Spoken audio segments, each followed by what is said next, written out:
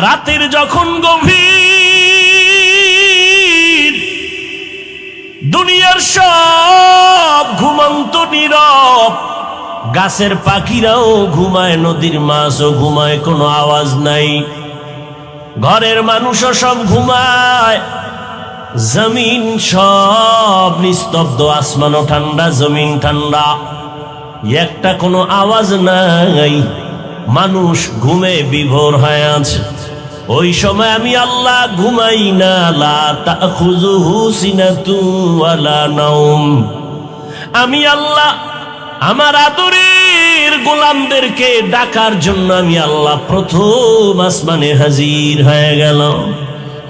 অতিও গভীর হয় রজনী যখন,